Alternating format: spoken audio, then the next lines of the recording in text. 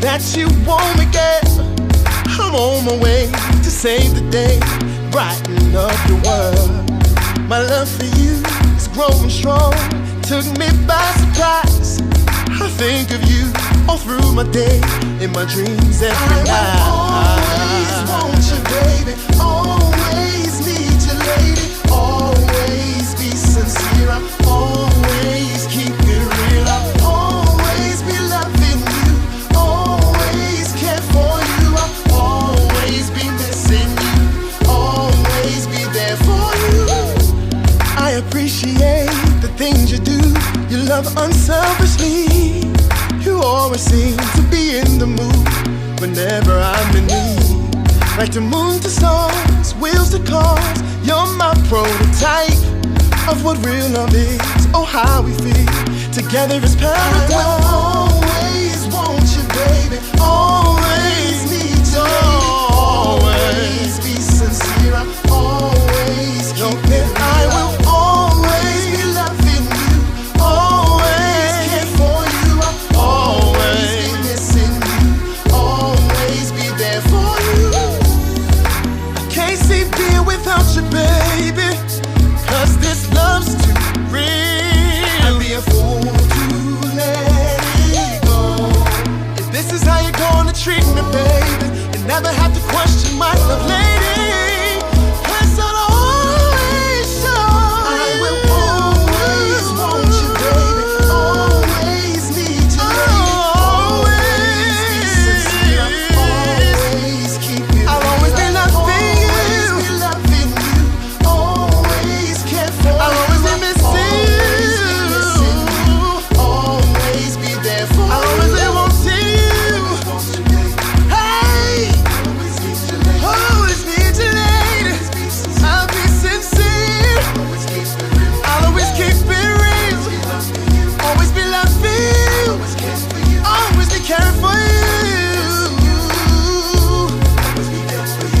Always want you, baby, always need you, lady. Always keep it real, always be loving you, I'll always care for you, I'll always be there for you, baby. Always be there for you.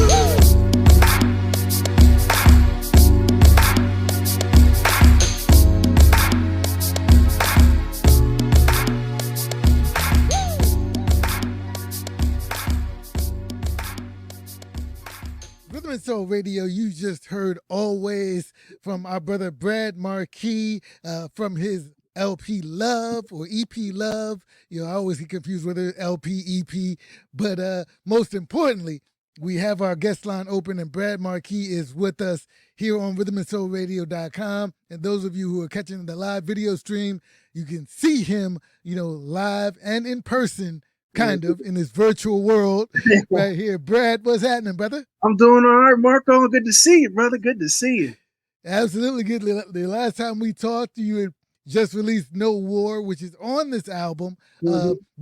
And it was at the beginning of the pandemic, and we couldn't see each other. So Right. at least we see each other now. Right. You know? We dropped that in January. That was before we even Yeah, thought before of the pandemic. right before it started. That's right. Right before it started. Yeah, we see the pandemic hit so hard we forgot we was almost in war. Right. That's right. That's right. They was about to go to war with what, Saudi Arabia or something like that. Yeah, well, yeah, we were going to war with ourselves as well. I mean, Yeah, so it was that's every day. yeah, absolutely. So, No War ended up on Love. Was that always the plan? Because I seem because right then at that time you mentioned that you were working on the EP, but No War was kind of like a single that you wanted to get out and get the message out for right then and in general because of what you want to leave in terms of music. So absolutely, it was definitely it definitely was intended to be on the project, but at that time it was pretty much a standalone thing. Like I did intend it to put it on a project like Love. I had even considered Love being what it's become. Like I was still working on songs at the time. So I didn't have a title for the EP or anything like that, but I knew No War was going to be one of the songs on it whenever I did Right. put it out, so definitely. Right. And it's interesting that we talked when we did, because I always ask the process of putting together an EP or an album or the time it takes, but we're able to see, because you've I would say you've just released Love, but you've kind of just released it twice, because you released it, around February, but Yeah. you just kind of did a more full release just recently. Right. So talk about the process for this EP. You mentioned you were working on it, but you weren't sure how it was coming together, or if it was in fact love at the time. So Right. talk about the I process. actually started the process like late 2017. Mm-hmm. And I was coming off of Who Let You Go, and Right. then I was writing a whole bunch of songs, and I was like, I don't like what I'm writing. What I'm writing isn't what I wanted to get on the stage and perform. Mm-hmm. Mm-hmm. So I kind of just scrapped it and just kind of went back into my hole, so to speak, and decided to try and figure something else out. So I started like taking piano lessons. I started working with a pianist, started taking piano lessons. I figured what I was going to do next had to come from me. It couldn't come from other producers. It couldn't come, because you're trying to find tracks, sift through tracks. You're trying to do, what had to come from me had to be interpreted from my spirit, from my soul, what I wanted to say. And so it just started a journey, that brought me all the way to 2020, producing tracks and learn and just trying to figure out how to produce, trying to figure out what I wanted to say, and then, writing songs. And, you can sit there and work on a track for years if you let yourself. Right. just tweaking this, tweaking that. It's never finished, never good enough. And at some point you just got to say, you know what, I'm done with it. The song's done. I'm done. It's good enough. We're going to go with it. So I came up with No War, and then the pandemic hit. So that gave me a whole lot of time to sit in the house and sit with my thoughts. Right. And next thing, I was working on Thriller's Gone. Thriller's, we got that one done with Marcus Machado. And, I wanted to put those projects out. I wanted to put out Thriller's Gone. And George was like, you know what? George Littlejohn from Purpose Music. He wanted to do a double single. He wanted to put it out overseas first and push it out overseas, because I really hadn't, tackled the overseas market in probably since like 2011.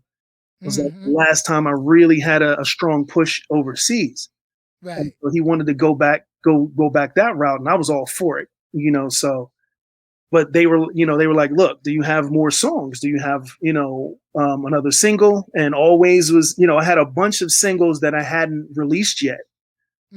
Officially.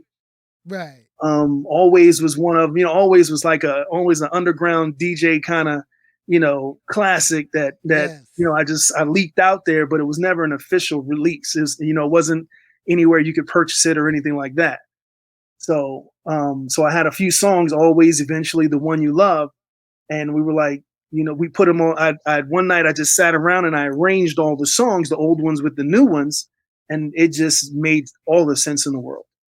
Right. You said you wanted to kind of create something that was really more from you, and that you really felt and came through your spirit, and the fact that this is titled Love, and you built it around stuff that you had recorded and had, I would think is even more special, because in that time since 2017, I guess your last full project, there's been more love in your life, between being married and having a child and all that. All of that, man.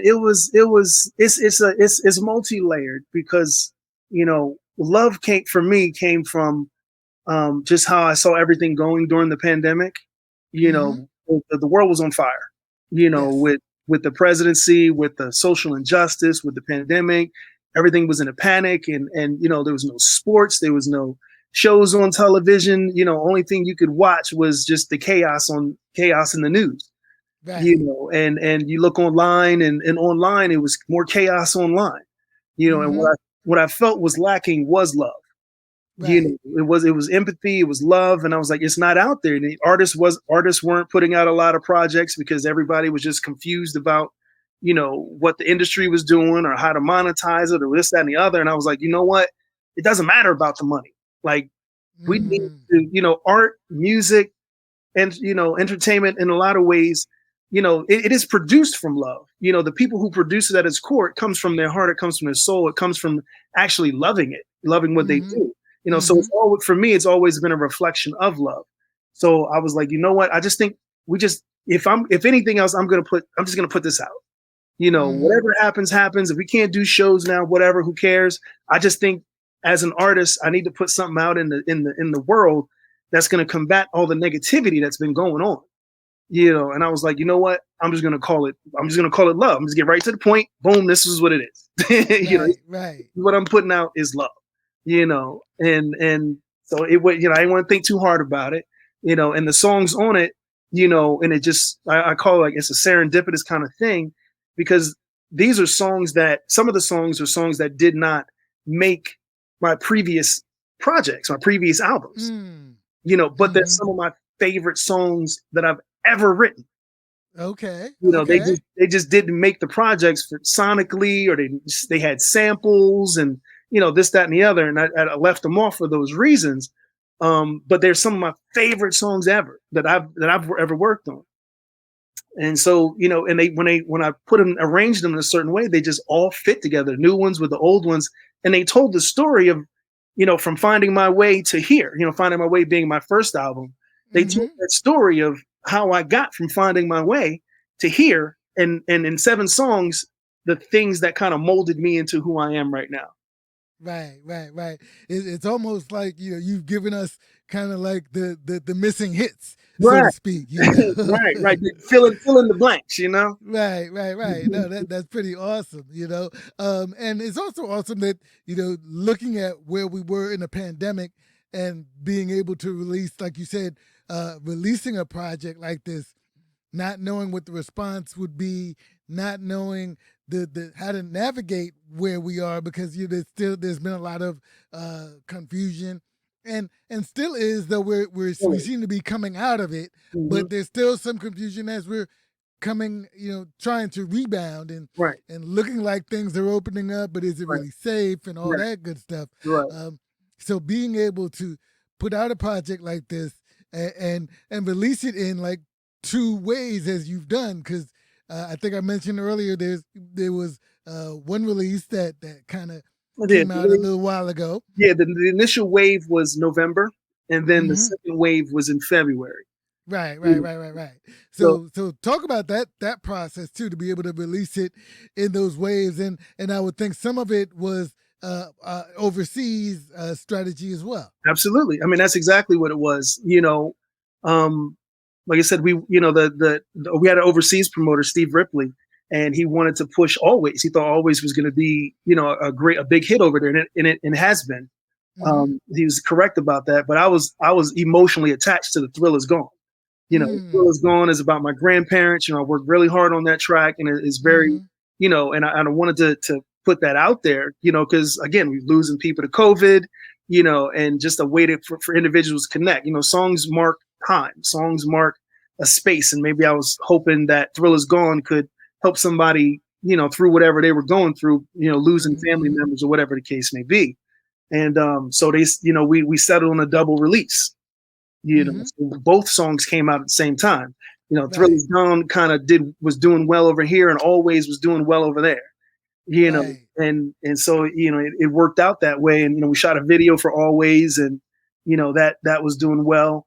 And then we actually released the EP. I don't even remember what day it was. Sometime in February, we released the Mm-hmm. EP, Mm-hmm. Mm-hmm. February 21st or something along those lines. Right. And you know that's been, you know, everybody's kind of been gravitating to The One You Love, Yes. and the One You Love and Love, the actual title song, has been doing extremely well, you know, Mm-hmm. overseas. And you know they've been asking me for a music video, but I wanted to do Eventually. Always Right. Eventually is like my favorite song that I've ever written, you know, for a lot of Okay. reasons. And, Okay. and Okay. I wanted to finally do a video for that one. So we just shot a video for eventually that should be dropping towards the end of this month. Okay. So excited about that. Probably do a video for The One You Love during the summer, and Okay. keep this thing going, man. The One You Love, like one thing that I've decided to do, along this journey, this industry, this has changed so many times in the last 15, 20 years that I've been involved in it. Yes. Yes. How you make money and how you promote things, and like, everything has changed. When I first got in the game, you could still be discovered by an A&R. Right. You can Right. still Right. get signed for a record label without having a million Twitter followers. It wasn't even a Twitter. It wasn't even, Right. it was still MySpace, Right. Right. when I first got in the game. So, and I decided to not attach myself to the results, monetarily per se, but attach myself to to what I wanted to do. If this is what I want to do and I've been able to do it, I'm fine with that. Where it Right. lands, how it lands, how much it make or don't make, it doesn't matter to me, because I did what I wanted to do. And I'm comfortable with whatever I had to do to get it done, because I'm happy it's in the world now. Right. Right. So those are the things I lean into more so. So putting it out during the pandemic was like whatever, like, because normally as artists, you put a project out, you go touring, you go performing, you start to build the buzz, that way. Well, obviously that wasn't even an option, Right. during the pandemic. But like I said, I did feel like the world needed positivity and love, and then, it's so crazy because after my project comes out, now everybody has projects dropping. Yeah. It's Yeah. That. like a flood of music that just came in, Yes. and I was like, you know what, that's what it's about. Maybe everybody Yeah. had the same idea, or they just decided, you know what, we can't sit around and wait. Let's go with it.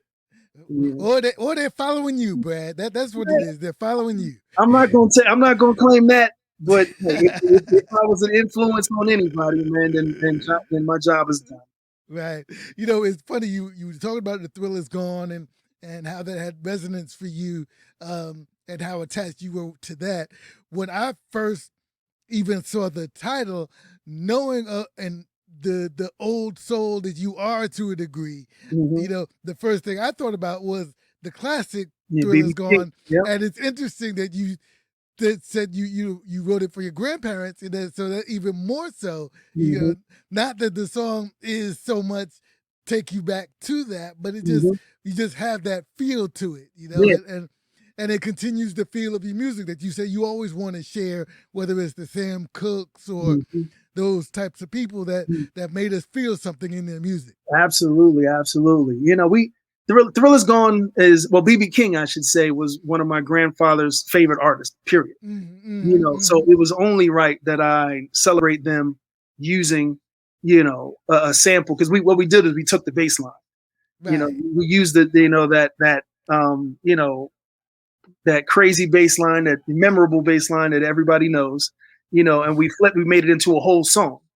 Right. So, I got Marcus came and helped me co-produce it, and he played guitar on it and everything. And my music director Jerry Compare, he did the strings, and those some of the most amazing strings. Like them things put some emotion in you, man. It makes it fills up your spine.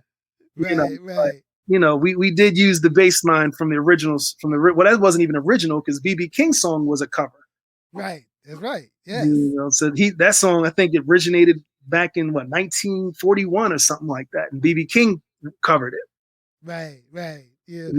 You mentioned you're about to release the video for Eventually, and later on you'll have a video for The One You Love. But we're gonna kind of get into The One You Love in just a minute. But before we do that, I do want to talk a little bit about the next project, because I know you're going to be working on another project coming soon. Man, I got right now, well, it's two projects that I've got going. One is I'm working on I'm scaling up my Sam Cooke show. Okay. We're making it bigger and better. The goal is to, be doing Las Vegas residencies with it. You know what I mean? Awesome. So, Yes. So that's what we've got. So right now we're putting that all together, and hopefully we'll end up, if all goes well, we'll be shooting it in July, and then we'll hopefully be shopping it in the fall, shopping the full show. Okay. So once we finish shooting that in July, August, early September, I want to go back in the studio and work on a all brand new album. Okay. And I feel like I got some classics, seeping some classic songs in these veins and in my bones that, need to come out, man. And I have a great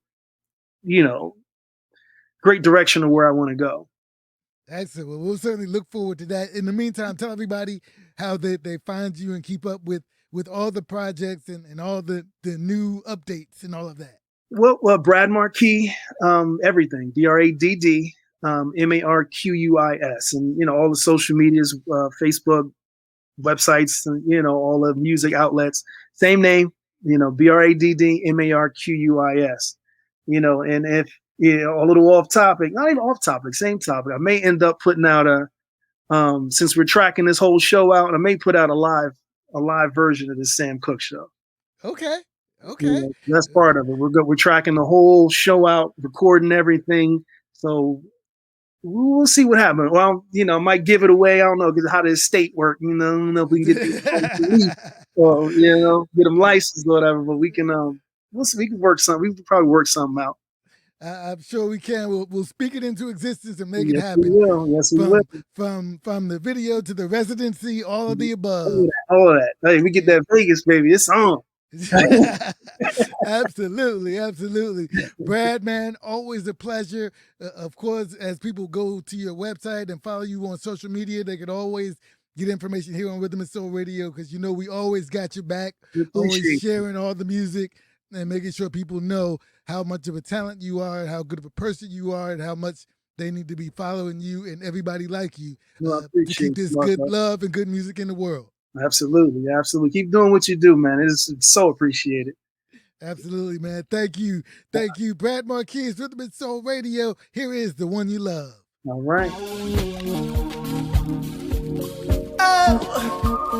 Oh, yeah.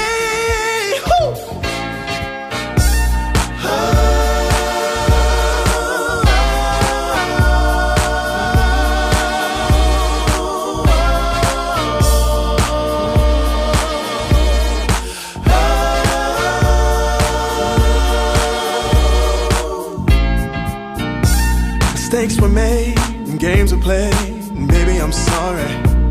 How can I prove to you that I'm still in love with you? All I ever wanted was you by my side.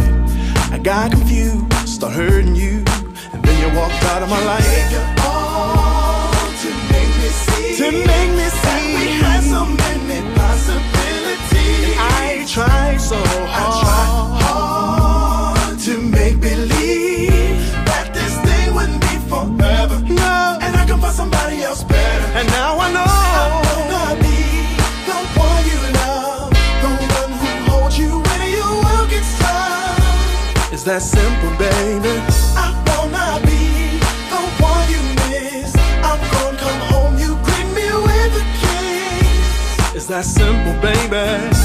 It's been a while and I've tried to get you off my mind. This pain I felt from losing you still killing me inside. Appreciating the things you did is what I should have done before. I realize now that I've grown a whole lot of mature. Gave you all to make me see that we had so many